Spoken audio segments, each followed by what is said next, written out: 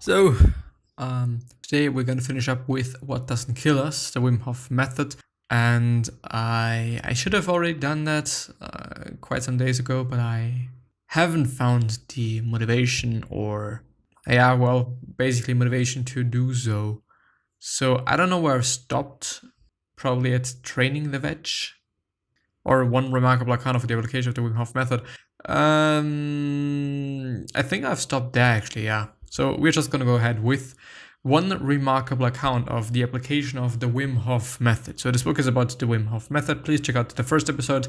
There you're going to see more, or just check out the link in the description to this article and check it out on your own, and or go through it on your own, which sometimes might be better for you just because you're on yourself going to be faster. But yeah, there's also a podcast, so if you want to listen to it, you can also do so. Of course, anecdotes don't serve as hard evidence, but as new things are explored, anecdotes are usually the first sign to emerge. Here is my favorite one from this book. Caspar van der Meulen was running a race when 6 skittish-looking horses trotted in a pack as they passed him. One of them bucked and kicked its back leg into his body. He doesn't remember the actual strike, nor did he hear the bone in his arm snap. The first thing he can actually remember was the sound of his heart pumping loudly in his ears. When he looked down, he saw a bulge on his forearm, a clear indication that something was seriously wrong. At the very least, the arm was broken. Strangely, in the moment at least, it didn't actually hurt. Enough endorphins rushed through his system that he felt pretty well normal. But when the woman who had been riding the horse came to him in hysterics asking if he had broken something, he knew that he would have to get to the hospital. I'm not a doctor, but he started saying while dangling the awkward and crooked limb for her to ogle. She filled in the rest of the sentence herself. With this good hand, he fished his mobile phone from his marathon vest. It was somewhere mixed in with a pair of peanut butter sandwiches he'd packed for the race, and called his wife to pick him up. He sounded calm on the phone, so calm that she knew something was terribly wrong, and she broke into tears before he even mentioned the horse. She jumped in the car and sped toward him, knowing that she was a few miles away. Van der Meulen, meanwhile, started focusing on his breathing. He started to be ahead of the pain when it finally did set in. I see. Pretty amazing. Van der Meulen, or I think it is Meulen, I don't actually know, graduated with one of the very first groups of instructors Hof certified to teach his method. Where Hof can sometimes get lost in his own subject matter and often talks himself through endless tensions about winning the war on bacteria or the importance of universal love, Van der Meulen has the advantage of seeing the underlying principles of a subject and putting them into plain Dutch and also English. It helps that his first job out of college was as a science teacher. This occupation required him to break down complex ideas into bit-sized chunks for middle school students to digest. Before that, however, Van der Meulen spent more of his teen years smoking marijuana and playing video games at home. His dietary habits were terrible, and he ate whatever was both available and fast. By the age of 24, he was so grossly out of shape that he could barely run the length of a city block, let alone a mile. His heart beat irregularly, and his blood pressure was seemingly always too high. Worse than that, the 240 pounds he packed on his 6'1" frame made him look a little like Humpty Dumpty, ready to fall off a wall. Van der Meulen didn't feel well and figured that he was just depressed. When a therapist suggested he might benefit from a little exercise, he was horrified. It was the first time that anyone had told him he was out of shape, but his therapist persisted, saying, sound body, sound mind. So he started making incremental changes to his lifestyle, first with short, breathless runs around the block, then around the park. He started eating just 2 large meals a day while fasting the rest of the time. What the fuck? This he had read would help stabilize his insulin production and more closely fit with the patterns that humans evolved with. He also hit the gym. Within 3 years, he lost 80 pounds. By then, he wasn't just running in the neighborhood by covering 60 miles a week on country roads. Conquering new challenges became a way of life. I found that as soon as I started doing difficult things, that everything else in life got easier, he says. Eventually, he found Hof and everything just clicked. The method fit his new persona perfectly, and he geeked out on the biology and budding scientific literature. He began running marathons and obstacle courses races to test himself even more, and it was on one such 20.5 mile trail run that he came across the six-pack of skittish horses. Less than a mile from the finish line and one painful flash of a hoof strike later, he was bleeding on the ground and holding his crooked forearm. Eventually, the surge of adrenaline began to subside, and he could feel fingers of pain creep across his arm and chest. He redoubled his breathing, and the rider who was still with him looked terrified. "You are hyperventilating," she said, no doubt thinking she would need to put a brown bag over his mouth to stop him from passing out. Van der Meulen shook his head and asked her to let him concentrate. It took 15 minutes for them to walk to the aid station, and from there his wife brought him to the hospital. By the time he was ready for discharge, he was actually kind of cheerful. An X-ray confirmed that Van der Meulen already knew the ulna, the bone opposite the thumb that connects the hand to the elbow, had fractured cleanly into two pieces. He would need surgery, complete with screws. The doctor told him it would be a long recovery. Furthermore, a large purple horseshoe-shaped bruise stretched over his kidney. A nurse offered him an opium-based pain medication while he waited for surgery, but he turned it down. For him, the broken bone was an opportunity for him to practice pain control. The nurse was shocked. She'd never had anyone in his position refuse morphine, but he did. So long after adrenaline had blunted his pain, Van der Meulen breathed consciously for hours and visualized light moving from his lungs to his arm in lieu of a much easier path to painlessness. The doctors fitted him with a temporary cast and scheduled a surgery for 4 days later. He spent the evening meditating on his injuries, and when he came in for a follow-up appointment the next day, the bruises on his ribs and kidneys were gone. The nurse wondered why Van der Meulen wasn't healing like a normal person. When he finally was admitted to the operating room a few days later, he turned down the drugs again. Doctors gave him only a local anesthetic as they opened up his flesh and to set the bone. A few hours later, when he emerged from surgery, a yellowish incision span from his wrist halfway to his elbow with broad, inelegant sutures. A nurse told him that he would have to wait for 2 weeks before they could be removed, but asked him to come back the next day so the doctors could have a look at how the surgery took.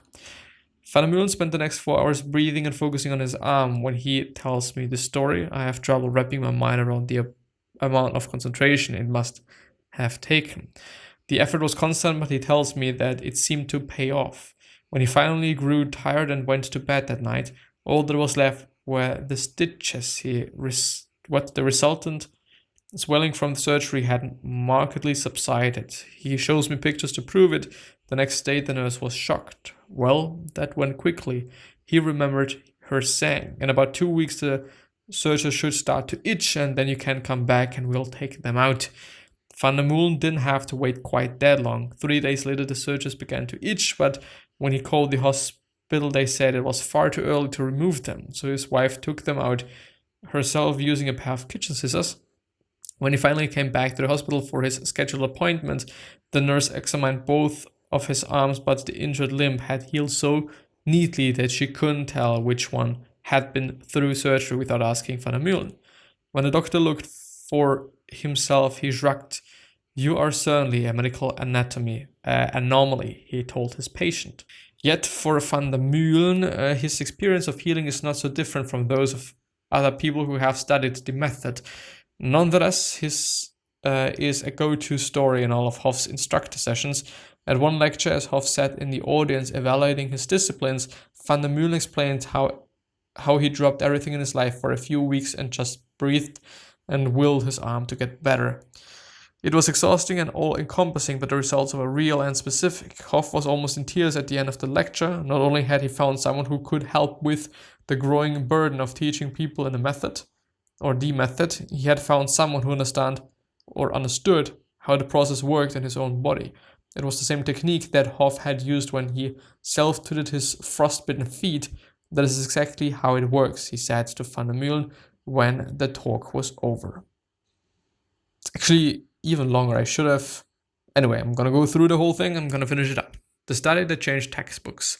Now let's dive into some real science. This study is what really directed my attention to the Wim Hof Method. In 2011, Hof met with Dutch immunologist Peter Pickers and Matthias Cox at Radboud University after making the outrageous claim that he could consciously subdue or ramp up his immune system at will. It was a claim that was by definition impossible. The prevailing medical logic at the time held that there was a firewall between the autonomic and somatic nervous system. The immune system wasn't even supposed to be connected to the brain at all. Nonetheless, Cox and Pickers were curious, and if anyone could test Wolf's claim, it was them. Until this point, much of Pickers' career had been devoted to developing tests that evaluated the effectiveness of immunosuppressive drugs. While turning off the immune system is not usually a great idea, in some cases, such as when someone gets a kidney transplant and their body might reject the donor organ, or in the face of an aggressive autoimmune disease, there is no other way for a person to survive. In 2011, Cox was Pickers' graduate student looking to finish his PhD and distinguish himself in the medical community.